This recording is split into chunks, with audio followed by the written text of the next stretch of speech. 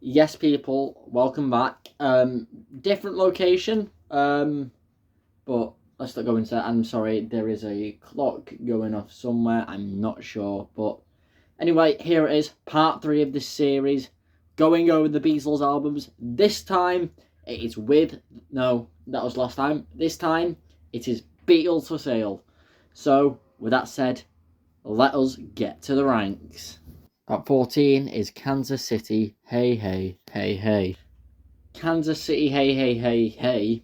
I keep thinking there's three Heys, but no, there's four. Um, it's not really a great song, is it? It's the vocals too raspy, and instrumental wise, it's not the best. And personally, now looking back at I really feel like I now would have swapped Beatles for Sale and with the Beatles in the rankings, but I do think that this album. Also, I just want to say on the album cover, doesn't George's head look like an onion? But anyway, yeah, Kansas City, Hey Hey Hey. It's not a great song. It's really just more jarring than anything. Which, of course, it's early Beatles and they were still somewhat.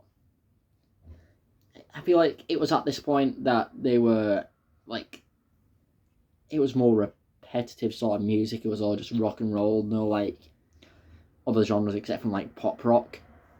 But yeah, this album, yeah. At 13 is Honey Don't. I'm sorry, Ringo, but I'm gonna have to rank one of his songs this low. Yeah, it's just a filler song. And of course, there is one album by the band that is very notorious for its filler. And honestly, filler is just not good. But of course, this ain't that album I am referring to, but we'll get to that, and I am not looking forward to make that video. But it's just, again, it's nothing special, but I feel like, of course, it's a lot more positive now going forward. But yeah, the filler's just too much filler in this album, I think. At 12 is I'm a Loser. Right, this is relevant, but I feel like I'm gonna have to say it. I feel like Paul McCartney is a much better vocalist than John Lennon. I said it, come at me, but I do believe that this song again is too raspy, and the harmonica in this song, I feel like a harmonica is just probably one of the most annoying instruments that they use. But again, it's like a bit of a standout on the album. People like it, people don't like it. I feel like I'm a bit in the middle on that. But again, I feel like the song as well, it's probably quite a depressing. Well, it is quite a depressing song. The song is literally called I'm a Loser. But that's all I really have to say about it. Onwards. At 11 is I Don't Want to Spoil the Party. Instruments and rhythm wise, it's quite a decent song, but personally, I'm not a fan of John's lyrics. But again, and I feel like if the rhythm and the lyrics and how the vocalism matched, I feel like it would have been a far, far better song. And if so, one of the better songs on this album, I feel like changed those two aspects, and this song could be a much more higher up. But unfortunately, it just doesn't live up to that expectation, and it comes off as filler. But again, progressively getting better. I've not mentioned that at all, but it does progressively. I think get the message. It gets better. And again, I think this is one of the band's more underrated albums, but there is a fair share of filler on this album. At 10 is Everyone's Trying to Be My Baby. I've said it so many times now, I'm not going to say it again. It's a George song, it's a decent song, but personally, this or, what's it called? Your Blues are probably the worst George songs. Not to say that they're bad songs, but actually I think Your Blues is probably the worst one. But still, this ain't really a bad song. I'm not a big fan of the echo at the start, but I feel like the rhythm, the lyrics, it's all pretty good. Nothing special, but really good. And I feel like I'm starting to realise why I put Beatles for Sale over with the Beatles, but as I said, decent song, I quite like it. At 9 is Words of Love. I feel Words of Love is a decent song. It's got a great instrumental, it's got great lyrics, it's got a great rhythm, but vocals wise, it's too low. It's too low. I feel like if they had, it's similar to the other song on the list. I forgot which one it was. I think it was I Don't Want to Spoil the Party. I feel like change the lyric, no. Yeah, change that a bit and change the vocals on this one. I feel like it's got potential. It's got really good potential and probably would have made this album higher on like my personal favourite album / best albums. Yeah. But unfortunately, we can't change the past. But still quite a good song, except from the vocals being too low. At 8, I've put Rock and Roll Music. Now, this is the part of the list that I feel like it starts to get a lot more positive. Rock and Roll Music, it's a great song. But again, I feel like John's voice, too raspy. I've not got much to say about the song. It's probably the most above average song on the list, but it's better than the rest of the list, I think.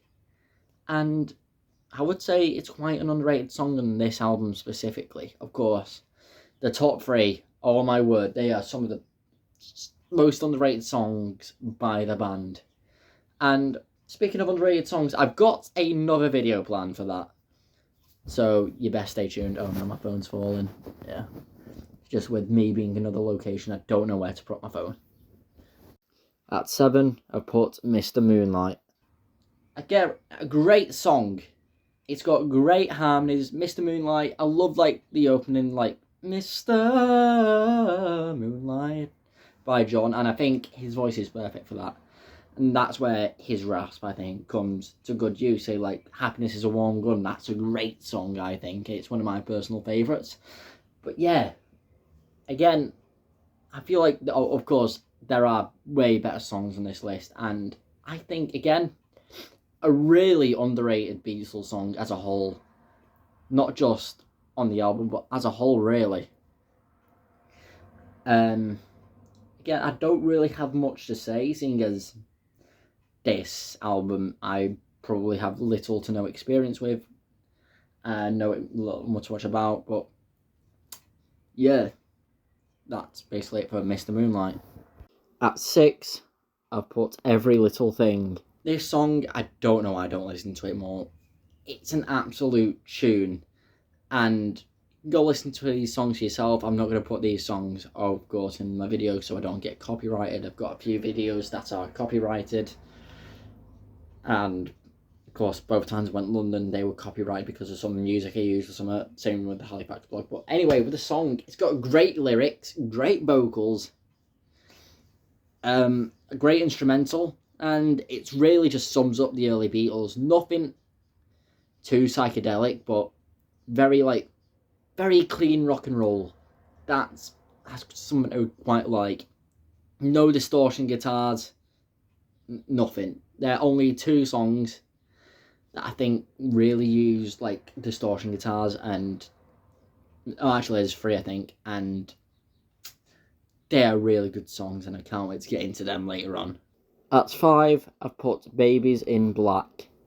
Right, I know it's a bit darker, but it will go lighter, possibly because I have made a mistake. I forgot to record a bit for Babies in Black.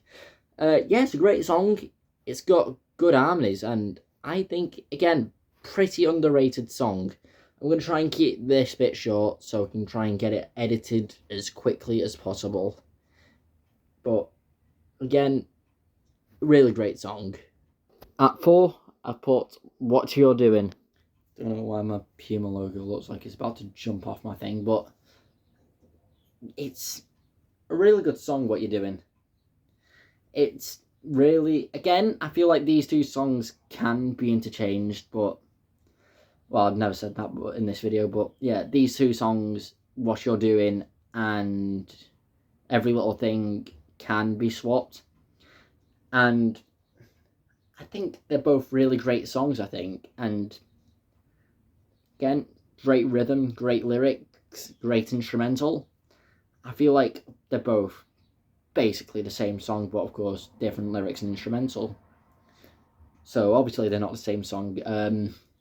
But you know what I mean, don't you? They've got the same vibe, if you know what I mean.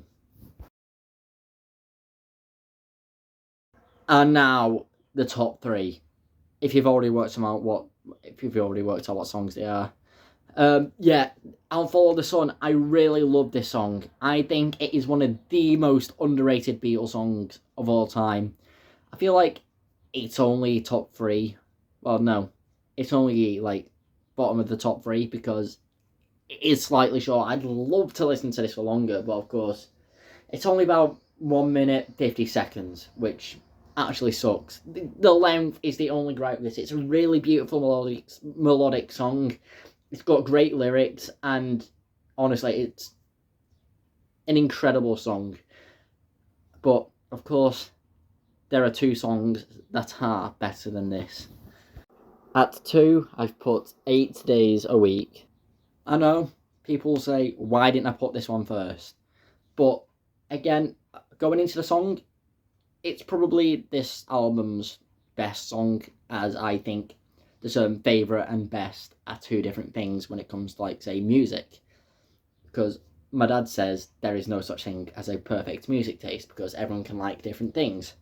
But, yeah, 8 Days a Week, it's this album's standout, I think. It's a really good song, and yeah, it's just great instrumental, great lyrics, great vocals, and it's just, of course, one of the first Beatles songs you listen to. Very Red Album worthy. But there is one song on this album that has to go at number 1, and that's the most underrated Beatles song of all time, No Reply.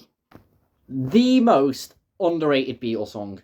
I'm calling it now. The most underrated Beatles song. If you saw my most underrated Beatles song list, I put this song at number 1. And I'm sticking by that. The most underrated Beatles song. And it is the best on this album. It's got great lyrics. It's got the storyline for the song's great. And I really think this is a really great song. It's the best on this album. And honestly, one of my favourite early Beatles songs.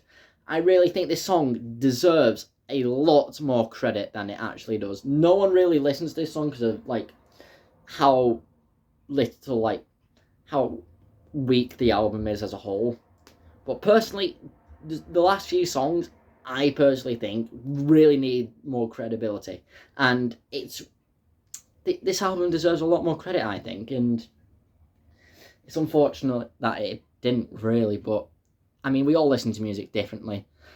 Some people like songs I don't, and I like songs other people don't. Like, say, Alex, he's not a really big fan of the Beatles. But, yeah, anyway. Other than that, No Reply, it is the GOAT of this album. And with that said, that ends the video. Not sure which one's next. I think it's A Hard Day's Night, which, honestly, I'm really looking forward to getting into, as I love the film. It's got a great soundtrack, and the album is incredible. But it's going to be... I'm looking forward to this, like, these next few videos on this series. So, with that said, like, comment your thoughts on my list. I've had a lot of, what's the word, feedback. That's the word I was looking for on previous Beatles videos, but yeah, with that said and done, do subscribe. I am trying to go for 100 subscribers by the end of 2025. With that said, take care.